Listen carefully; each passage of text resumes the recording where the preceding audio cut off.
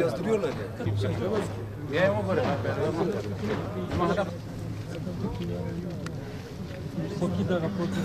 Ahmedullah Mahmud Yunus.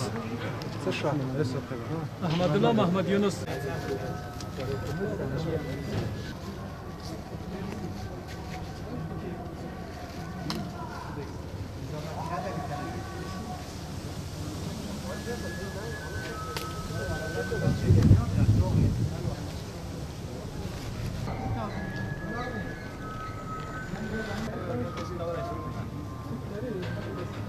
Bismillahirrahmanirrahim. Yaklaşık bir haftadır buralardayız.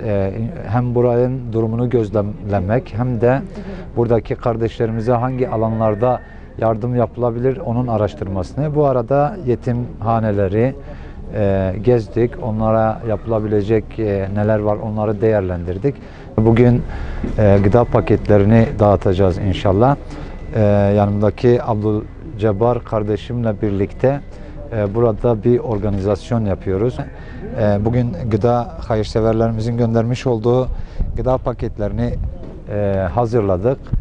İnşallah birazdan kardeşlerimize bunu teslim edeceğiz. İnşallah Afganistan'a olan yardımlarımız devam edecek. Buradaki çalışmaları raporlaştırıp yönetim kurulumuza sunduktan sonra daha kalıcı bir şekilde burada nasıl faaliyetler yapılır inşallah onları daha sonra kamuoyuyla paylaşacağız. طيب أفغانستان تمر بأيام عصيبة وصعبة. هذه مساعدات من قبل وقف الأيتام التركية والإخوة حاضرين هنا نوزع على الفقراء والمساكين وكذلك على الأسر اليتيمة.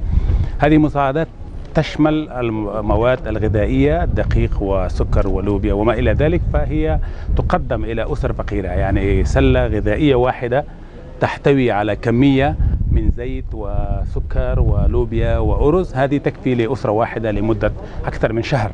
فنحن كشعب الأفغاني ونحن كجمعية الخيرية الأفغانية ومؤسسة كذلك OCS OAWS يساعد مع الإخوة في وقف الأيتام الذين دعموا هذا المشروع الكبير وفي مثل هذه الظروف مع أفغانستان ومع الشعب. نشكرهم ونسأل الله جل وعلا أن ندوم في الصداقة التركية الأفغانية في المستقبل وللشعب الأفغاني.